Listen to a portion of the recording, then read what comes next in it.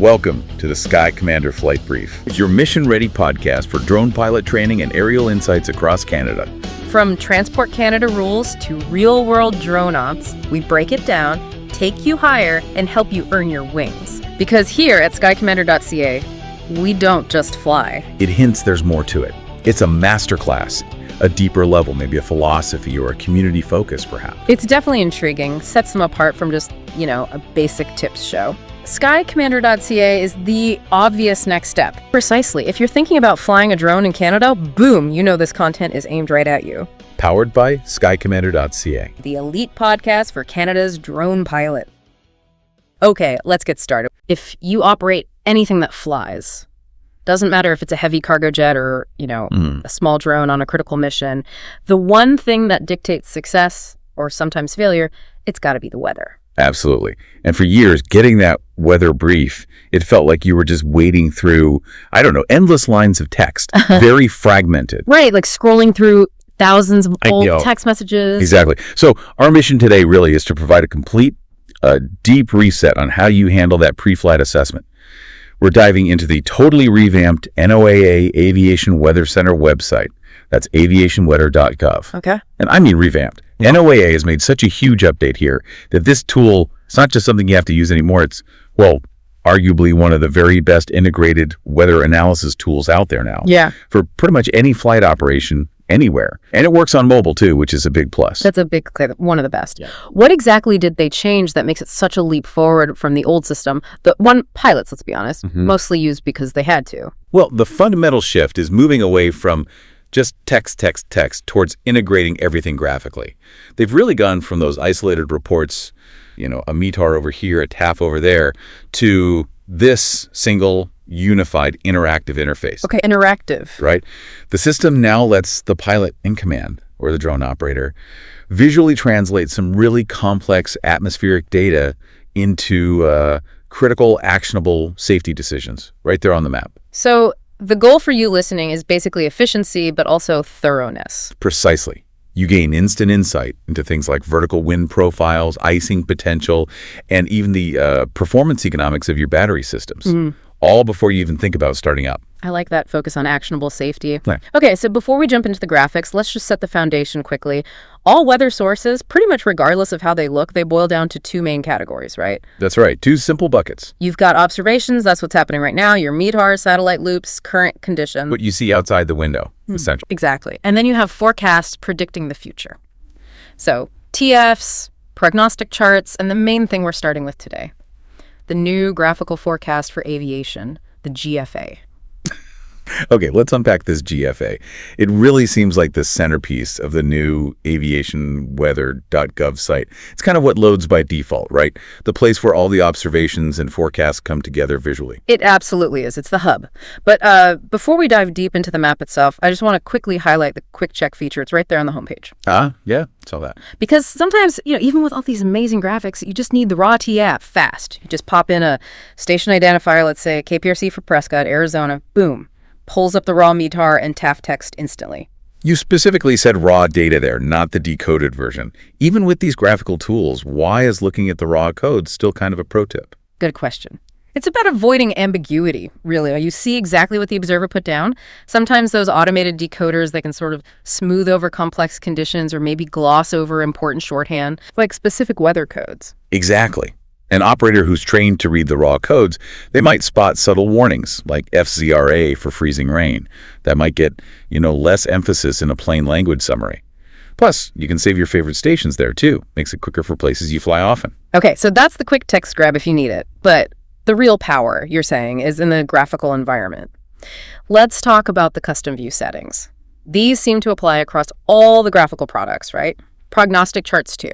That's correct. Top right menus. They let you customize pretty much everything you see, starting with layers. This is key. You can toggle things on or off, like the surface analysis that shows you the front's highs, lows. Understanding where those pressure systems are headed is pretty fundamental for longer-range planning, isn't it? Like seeing a wind shift coming in a couple of days. Absolutely foundational, especially for anticipating those big wind shifts 48, 72 hours out. You can track those systems right there. And what about just making the map easier to look at? The imagery and format options caught my eye immediately. Yeah, those are vital for just, well, practical use. You can adjust the opacity of the weather, overlays the radar echoes, precipitation areas, that kind of thing. Right. I strongly recommend turning that down a bit from the default. If the radar is at 100% opacity, solid color, you can't see your base map underneath. You lose your landmarks. Makes sense. Drop it down a bit. Yeah, maybe to like 70%. You still clearly see the weather systems, but you can also see the terrain, roads, airports underneath. Gives you much better context. Oh, and they fixed the time zone headache. The Zulu versus local time thing. Yes. While, official planning is always Zulu, UTC time, the interface lets you just click a button to toggle between Zulu and your local time. Super handy for briefing crew members who are thinking in local time. That actually removes a potential mistake right there, just in communication. Okay, and the base maps. Those look pretty powerful for situational awareness. They really are. You could switch from the default light gray map, which is quite minimal, to options like terrain, roads, satellite imagery, or, critically for us, actual aeronautical charts. Like a VFR sectional. Exactly. You could overlay the VFR sectional view, see airspaces, frequencies, obstacles, or there's an IFR low-level view too, showing airways. Huge boost for terrain and airspace awareness. Okay, but based on my playing around with it, I have to throw in a word of caution about map features clutter. It's tempting to just turn everything on. Oh yeah, don't do that. All the airport IDs, fixes, navades, airspace boundaries. Especially if you're looking at a busy area like the Northeast Corridor or Southern California. If you turn all those features on, the map just becomes this unreadable mess of symbols. Completely counterproductive. So the tip is? Often, just using the VFR chart as your base map gives you enough reference points. You can probably skip adding all the extra little feature overlays. Keep the display clean, focused on the actual weather hazards. Clarity over saturation, always. Safety depends on seeing the threat, not just data noise. Okay, this is where, for me, it gets really interesting, where the system goes from being a general tool to something personalized for my mission. That's the flight path overlay feature, right? This is a game changer, absolutely. You can literally draw your route right onto the map. How does that work? Just click points? Pretty much. Or type in identifiers. So say you're planning a flight from Macon, Georgia, up to Charlotte, North Carolina, then maybe on to Richmond, Virginia. You click Draw Path, input KMCN, KCLT, KRIC, and boom, your route line appears right on the graphical chart. Even if I'm looking at a forecast for 3 days from now? Even then, it overlays onto whatever forecast or observation chart you have active, prognostic charts included. And once that path is drawn, that's when the variable overlays become really powerful. That's the key. With your route showing, you can select specific weather variables, things like wind speed, temperature, turbulence intensity.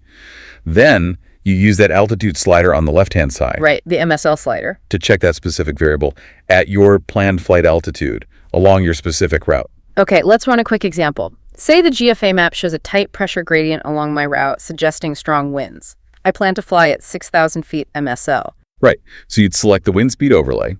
Then you slide that altitude filter to bracket 6,000 feet. You might see right over the Charlotte part of your route, the forecast shows a patch of, say, 25 to 30 knot winds at that altitude. And this works for current conditions and future forecasts? Both. It's incredibly powerful for seeing what you'll encounter vertically and horizontally. Okay, but here's a potential issue I noticed. That wind speed overlay, the one showing 30 knots over Charlotte, it tells me the speed, but it doesn't immediately tell me the direction relative to my flight path. Is that 30 knots a helpful tailwind or a dangerous crosswind? That seems like a gap. That is an excellent point, and it highlights why you can't just rely on one single layer. You absolutely have to cross-reference. So what's the workflow then? You'd have the speed layer on, note the high wind area. Then you toggle that speed layer off and toggle on the winds aloft layer. That usually shows wind barbs. Ah, the barbs show direction and speed together. Exactly.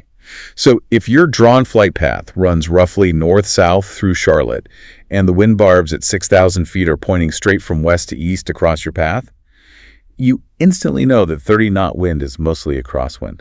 Which might require adjusting my plan, or maybe even my altitude. Or potentially rerouting if the crosswind component exceeds your aircraft's limits or your personal minimums. So yes, the GFA is a synthesis tool. You need to intelligently toggle between complementary layers to build that full 3D picture of the atmosphere along your route. Got it. Synthesis, not just a single picture. Okay, so moving out a bit, for longer range planning, you mentioned the prognostic charts. Those go out how far? Up to 7 days. They're great for broad strategic planning. There's a time slider at the bottom of the map. You can just drag that slider and watch how major weather systems, fronts, pressure centers are forecast to move across the country over the next week. Gives you early warning if, say, a big cold front is going to sweep through your operating area midweek. Precisely. Helps with overall mission logistics, scheduling, that kind of thing. Okay, that's the big picture.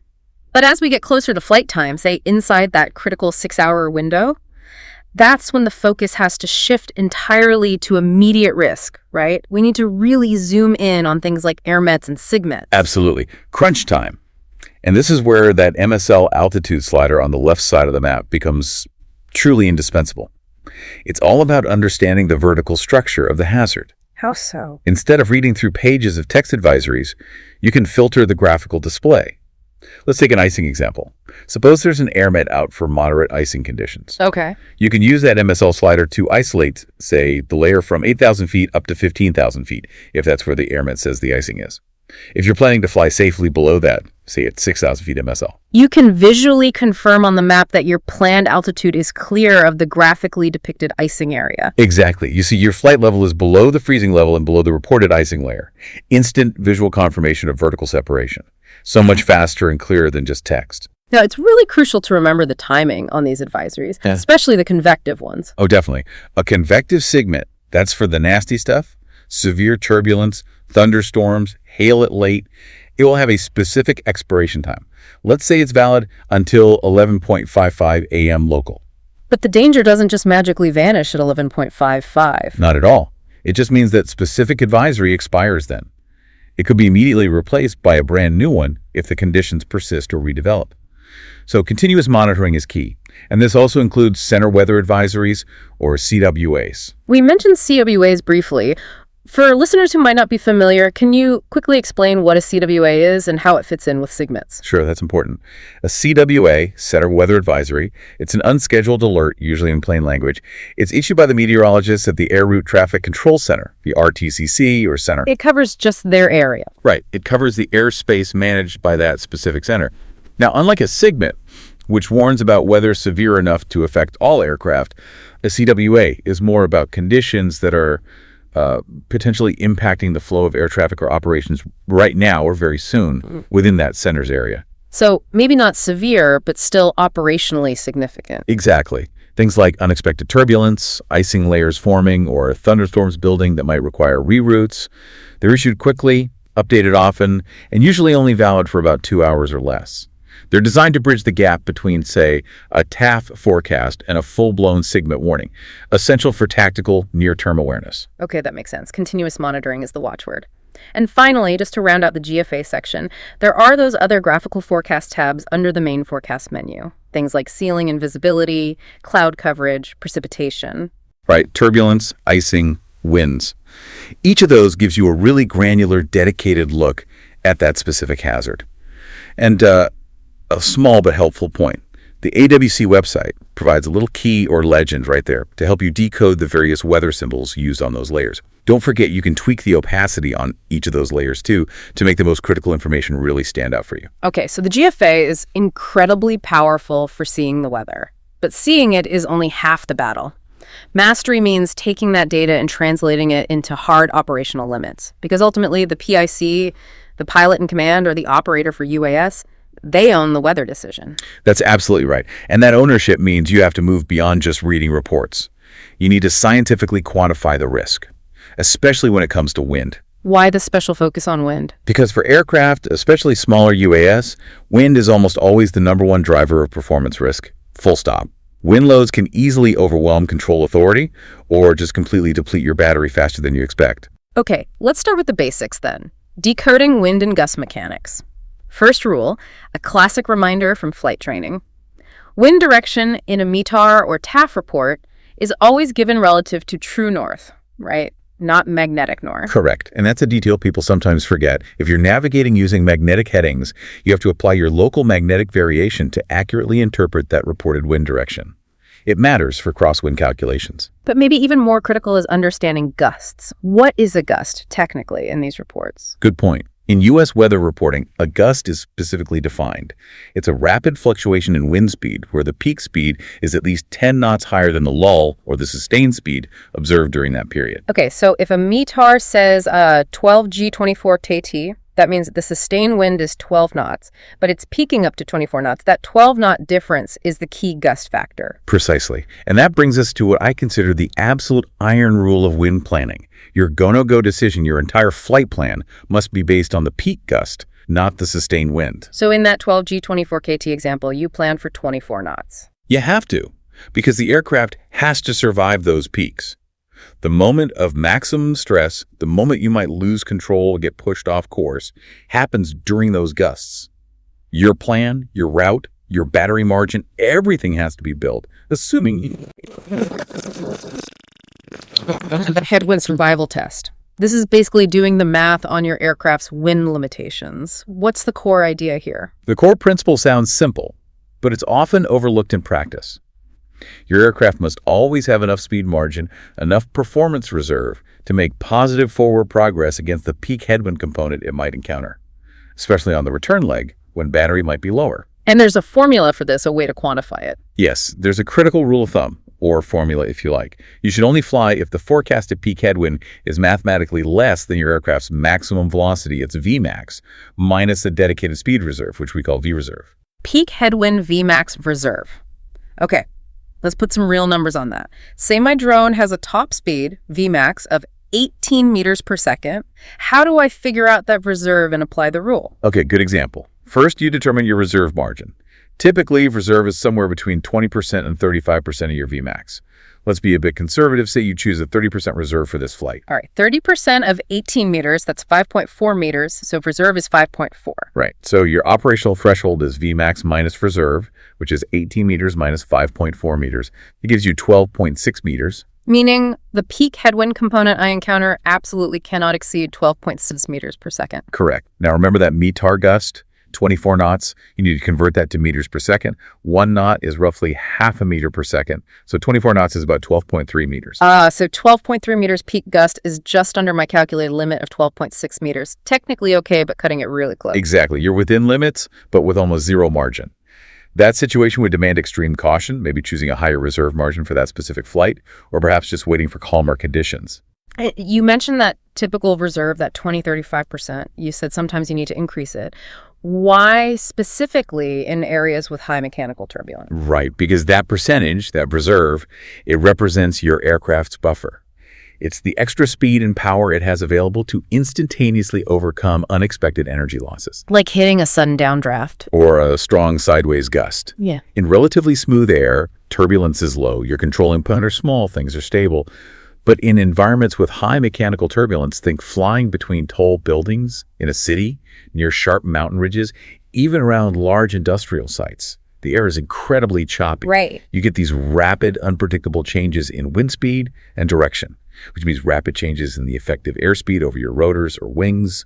You need a bigger energy buffer, a larger speed margin to allow the flight controller time and power to react and reject those violent, unpredictable gusts. So yeah, bumping that reserve up to 30%, maybe even 40% in really rough areas gives you that critical safety margin. This makes me think about the classic performance killer, especially for battery-powered aircraft. The tailwind out, headwind home trap.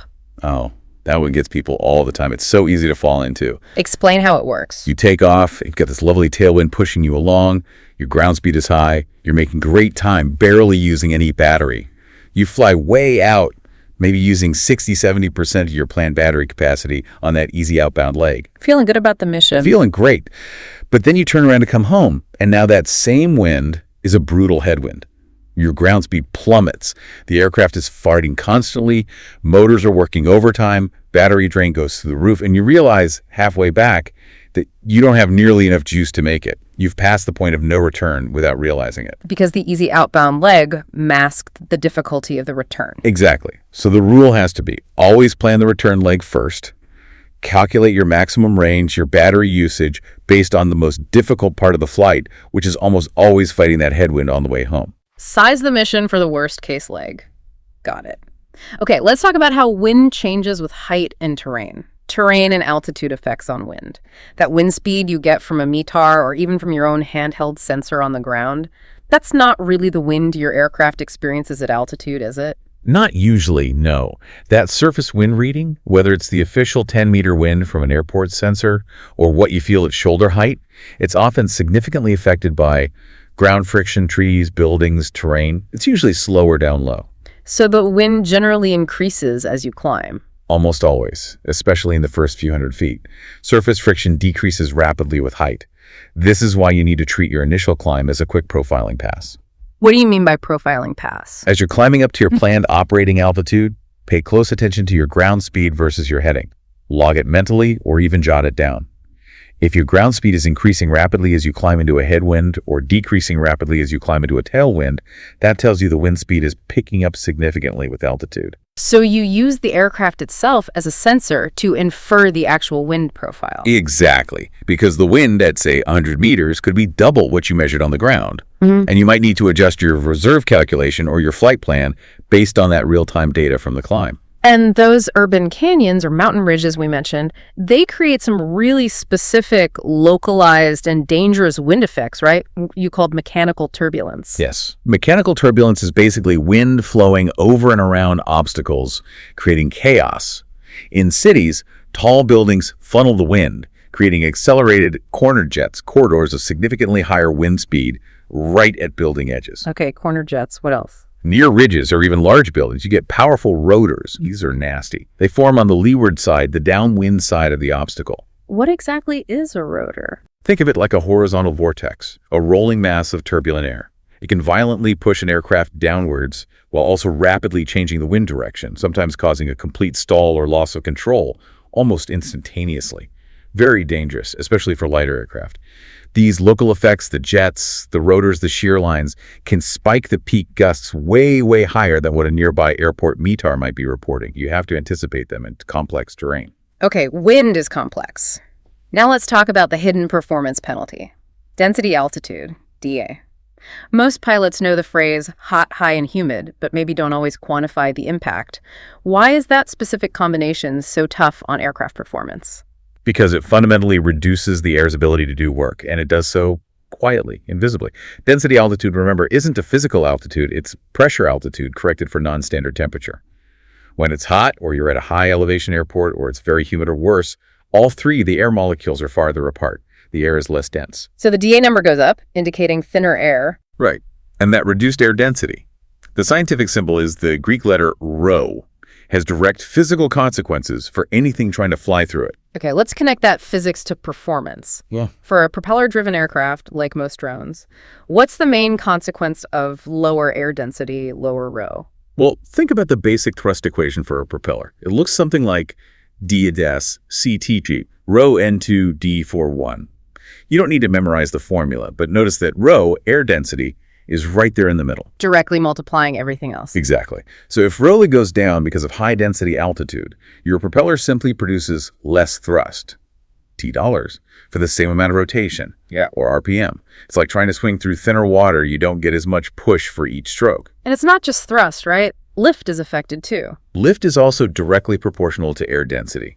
Less dense air means less lift generated by the wings or rotors at a given airspeed and angle of attack. So to maintain altitude in high DA conditions, the flight controller has to command more power, spin the props faster just to stay level. Which eats into your reserve power. Precisely. So the impacts are critical. You have less headroom for rejecting gusts because your motors are already working harder. Your overall thrust margin is reduced. Your battery drains faster because of the higher continuous power draw, shortening your endurance. And climb performance suffers significantly. So the operational adjustment in high DA conditions is? You absolutely must plan for it. This means potentially slowing down your planned cruise speed to reduce drag, definitely increasing your reserve margin, maybe bumping it from 25% up to 35% or more, and recognizing you might need extra battery packs or simply plan for shorter flight legs. You have to actively compensate for that invisible performance penalty. All right. We've covered wind and performance economics. Now we need to talk about two hazards that are, frankly, non-negotiable. These aren't things you fly close to the edge on. They demand a clear, mandatory no-go decision for pretty much any small UAS operator or any aircraft not specifically equipped to handle them. These are the hard lines in the sand. First up, The absolute zero tolerance icing rule. Icing isn't just, an inconvenience. It seems like it can bring down an aircraft incredibly fast. It is the ultimate performance killer, especially for small aircraft. People underestimate how little ice it takes. We're not necessarily talking about huge icicles forming. Even a thin, almost invisible layer of clear ice or a slightly rough layer of frost accumulating on the propellers or the leading edges of the wings. Of critical surfaces. Right, that's enough. Studies on manned aircraft, which are obviously much larger, more powerful, show that a layer of rime ice as thin as coarse sandpaper can slash lift by 30% and increase drag by a whopping 40%. 30% less lift, 40% more drag, that's catastrophic. It is. And since small UAS have basically zero tolerance for ice accumulation, they have no anti-ice or de-ice systems like larger aircraft do. The rule has to be absolute. If there's frost on the aircraft before takeoff, you don't fly. If there's a risk of in-flight icing, you don't fly, period. Okay, so let's define that risk zone precisely. What are the actual icing conditions we need to look for? Temperature alone isn't the only factor, right? Correct. Temperature is key, but not sufficient. You are in the high-risk danger zone when two conditions are met. First, the outside air temperature is at or below plus 3 degrees Celsius. That's about 37 degrees Fahrenheit. Okay, close to freezing. And the second condition? And there must be visible moisture present. Visible moisture means flying through clouds, fog, mist, rain, drizzle, snow, basically. Any precipitation or condition where you can see the water in the air. And why the plus 3C threshold, not 0C? Because the aircraft's surface, especially as it moves through the air or after climbing to a colder altitude, can actually be slightly cooler than the surrounding air due to aerodynamic cooling and evaporation. So ice can start to form on the airframe even when the official OAT is just slightly above freezing. That plus 3C provides a small buffer. But the really extreme danger, the stuff that causes ice to build up scarily fast, comes from supercooled large droplets, SLD, right? Yes. SLD is the nightmare scenario for icing. These are water droplets that remain in liquid form even though their temperature is below freezing, 0 degrees C. How do we spot potential SLD in forecasts or reports? Look for the SC codes in METARs or TAFs, specifically FCDZ, which means freezing drizzle, or FCRA, which means freezing rain. FZ for freezing. Right. When these supercooled droplets hit a surface that's at or below freezing, like your aircraft, they freeze almost instantly on contact. This is called accretion. Freezing rain, FCRA, is particularly bad because the droplets are larger, so they tend to spread out slightly as they hit, forming a solid, clear glaze of ice very, very rapidly.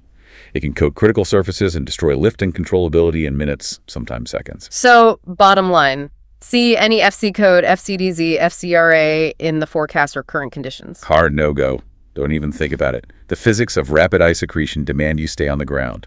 It's simply too dangerous. Okay, it's interesting to look at the regulatory synergy here, or maybe the lack of it sometimes. The US and Canada treat this a bit differently in their rules, don't they? They do, and it's an important distinction for operators. In the US, under Part 107 for small UAS, icing isn't explicitly forbidden, with the specific rule number saying, "Thou shalt not fly in icing." It's handled implicitly. How so? It falls under the general duty of the pilot in command, outlined in Section 107.1, to operate safely and avoid undue hazards to people or property. The FAA expects the PIC to recognize icing as a hazard and act accordingly, but there isn't that clear line drawn in the regulation itself for Part 107. Which I personally find a bit concerning. That lack of explicit language for such a critical hazard. I agree. It leaves room for interpretation where maybe there shouldn't be. Now, contrast that with Canada. Transport Canada's regulations, specifically CCAR's 901.35, are unambiguous. What do they say? They explicitly prohibit operating a small RPAS, that's their term for drone, in observed icing conditions, in reported icing conditions, or even in likely icing conditions based on the forecast. They also forbid takeoff if there's any contamination like frost, ice, or snow on the critical surfaces. Crystal clear. So our recommendation, really for anyone operating anywhere, is adopt the Canadian rule as your universal best practice. Treat SCAR's 901.35 as your personal minimum. Even if you're flying under U.S. Part 107 rules, if icing is observed, reported, or likely, or if there's frost on the bird, you simply do not fly. That clarity removes doubt and enhances safety across the board. Makes perfect sense. Okay, the second non-negotiable hardline hazard. Cold batteries. We all know batteries don't like the cold, but let's get into the specifics, the physics, the performance impacts, and the safety risks. Right. Lithium-ion batteries, which power pretty much every drone out there, are fundamentally electrochemical devices. And chemical reactions slow down significantly when they get cold. Okay, let's start with the physics of resistance. What actually happens inside the battery cell when the temperature drops? The main issue is the electrolyte. That's the liquid medium inside the battery that allows lithium ions to move back and forth between the anode and cathode during charging and discharging. When it gets cold, this electrolyte starts to thicken, becoming much more viscous, kind of like honey getting cold. Okay, thicker electrolyte. That increased viscosity directly increases the battery's internal resistance, often abbreviated as IR. Think of internal resistance as electrical friction inside the battery. It impedes the flow of energy. And it makes it harder for the lithium ions to move where they need to go. Exactly. It slows down the whole process of intercalation and deintercalation. That's the technical term for the ions moving into and out of the electrode materials. Everything just gets sluggish. And this higher internal resistance, this sluggishness, it translates directly into noticeable performance impacts during flight, right? Immediately. The most obvious effect is increased voltage sag. When the motors demand a sudden burst of power, like when fighting a gust or climbing rapidly, the battery voltage will drop much more significantly than it would if the battery were warm. Because the internal resistance is fighting against that power delivery. Precisely.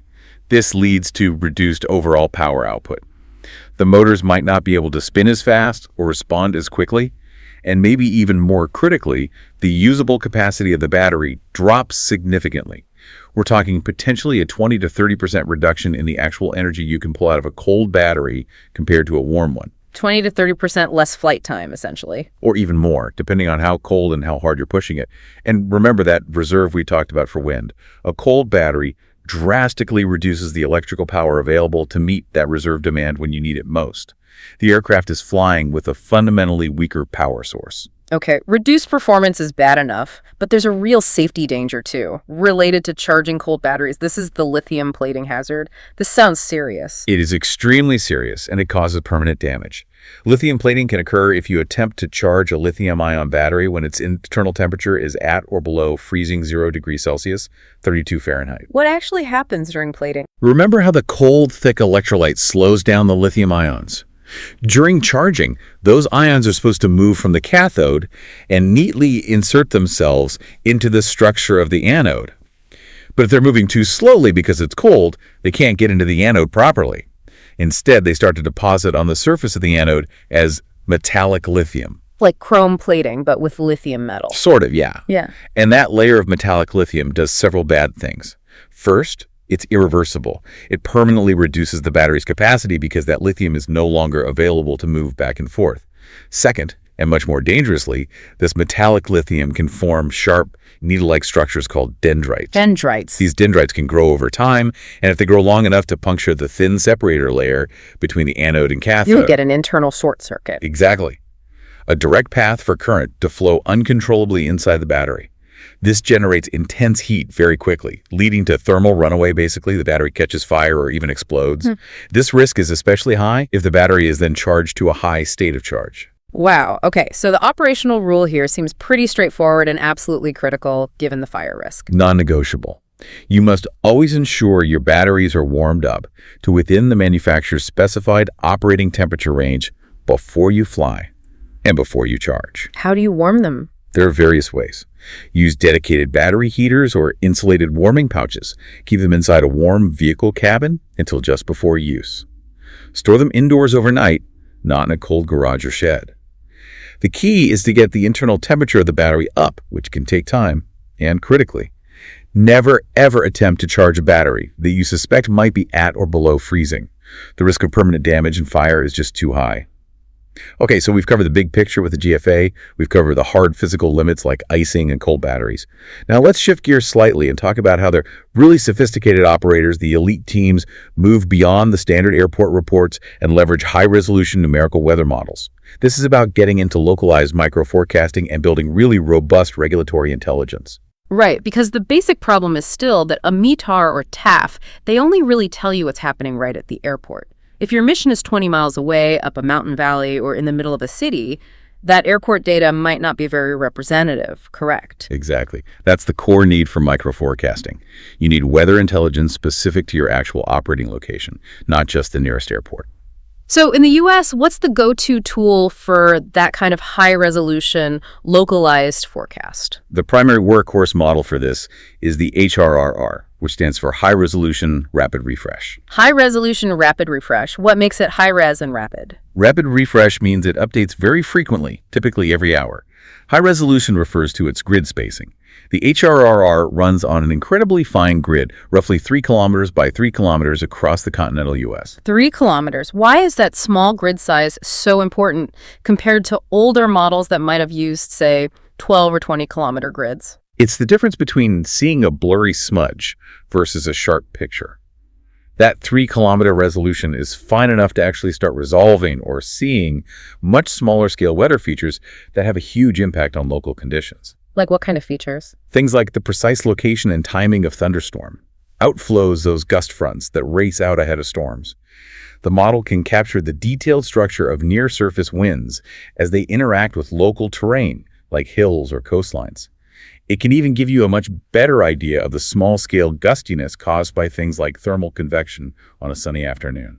So an airport TF might just say winds 10 knots, but the HRR could potentially show that a specific ridge near your location is funneling that wind and causing localized gusts of 25 knots right where you plan to fly. That's exactly the kind of detail it can provide. It moves beyond the generalized airport forecast to give you site-specific intelligence. Now, even with a high-resolution model like the HRR, it's still just one prediction. Yeah. How do operators gauge their confidence in that prediction? You mentioned using the HREF ensemble. Right.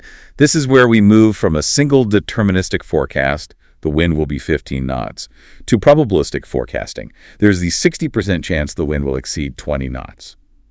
The HREF, or High Resolution Ensemble Forecast System, is basically a collection of slightly different runs of high-resolution models. An ensemble, like a musical group playing together. Kind of, yeah. It typically includes multiple runs of the HRR itself, plus runs from other comparable models, all started with slightly tweaked initial conditions. By looking at the spread, or disagreement, among the different ensemble members, you get a sense of the forecast uncertainty. So instead of just the single HRR number, you look at the range of possibilities from the HREF. Exactly. You can ask the HREF things like, what's the probability of visibility dropping below 3 miles at my location between 2 p.m. and 4 p.m.? Or, what is the 40th to 60th percentile forecast for peak wind gusts? It gives you a much richer understanding of the range of potential outcomes and the likelihood of hitting critical thresholds. It's invaluable for risk management, especially for high-consequence operations. And Canada has a similar high-resolution system. They do. Their primary model is the HRDPS, the High Resolution Deterministic Prediction System. It runs on an even finer grid, about 2.5 kilometers, which is particularly useful given Canada's complex terrain, especially in the west and along the coasts. Top-tier operators in both countries routinely consult these models as part of their pre-flight routine, building that microcast for their specific operating area, especially for missions planned more than a few hours out. And NOAA isn't standing still. They're already working on the next generation, something called RFUS. That's right. RFUS stands for Rapid Refresh Forecast System. It's a major modernization effort aimed at eventually unifying and replacing the current generation of regional models like the HRRR and the Rapid Refresh. What are the key improvements expected with RFUS? Several things. It will cover a larger geographical area, which helps improve the forecasts by bringing in better data from the edges. Critically, it's designed with much higher vertical resolution, especially down low in the atmospheric boundary layer, the part of the atmosphere closest to the ground where most drones and much general aviation operate. Better detail near the surface. Exactly. And importantly, RFUS is being built from the ground up with an integrated ensemble system planned to have 10 members initially. This means those valuable probabilistic forecasts we just talked about with HREF will become much more standard and readily available. It's going to be a big step forward. It's fascinating how much computing power goes into this. Yeah. You mentioned earlier that this kind of high-resolution rapid refresh modeling has a significant economic impact even outside of aviation. Oh, hugely. The energy sector, particularly wind power generation, is one of the biggest non-aviation users of models like the HRR and our ROP. Why wind power? Because wind turbines are obviously incredibly sensitive to wind speed. Grid operators need accurate, short-term forecasts of wind speed changes to manage the power grid efficiently. These models help them predict ramp events, Situations where wind power generation suddenly increases or decreases sharply or over a short period. And accurately predicting those ramps saves money. Hundreds of millions of dollars annually, according to studies. By improving the forecasts, energy companies can make better decisions about when to buy or sell power, how much reserve generation to keep online, and how to maintain grid stability. It really underscores the real-world value and sophistication of these 3-kilometer resolution models. That definitely puts the technology in perspective. Okay, let's pivot now to using this weather knowledge in the context of regulations, specifically looking at cross-border regulatory synergy.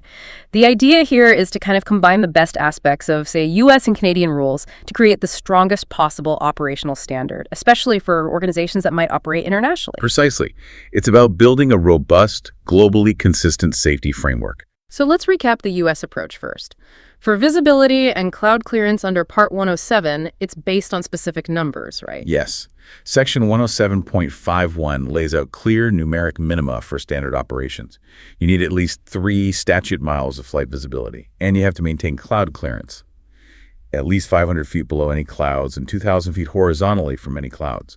Hard numbers, easy to measure, easy to brief. Okay, now Canada, for small drones, RPAS, takes a slightly different tack, particularly regarding visual line of sight, VLOS, under their Section 901.34. That's right. For small RPS VLOS operations, Section 901.34 doesn't actually specify fixed numeric minimums for visibility or cloud clearance like the U.S. rule does. Instead, it puts the emphasis squarely on the pilot's ability to maintain continuous, unaided visual line of sight with the aircraft at all times. So it's more performance-based. Exactly. The burden of proof is on the operator to demonstrate, through their site survey and operational plan, that they can maintain VLOS throughout the intended flight, given the conditions. So, for example, even if the technical visibility is, say, 5 miles, but the air is very hazy or smoky, making it difficult to actually see the drone beyond half a mile, the Canadian operator might fail the VLOS requirement, even though they technically meet the U.S. 3-mile rule. Interesting difference in philosophy. So the combined strategy you recommend involves using the strengths of both. We strongly encourage organizations to adopt the U.S. numeric minima, that 3 miles visibility, 500 feet below, 2,000 feet horizontal rule as their standard house minimum worldwide. Why? Because having consistent measurable numbers makes training easier, ensures crew alignment across different locations, and makes operational standards much easier to audit and enforce internally. It provides a solid, objective baseline. But you pair that baseline with... You absolutely pair it with a strict adherence to Canada's explicit no-ice rule from Section 901.35, which we discussed earlier. Use the clear, unambiguous Canadian standard for icing avoidance globally.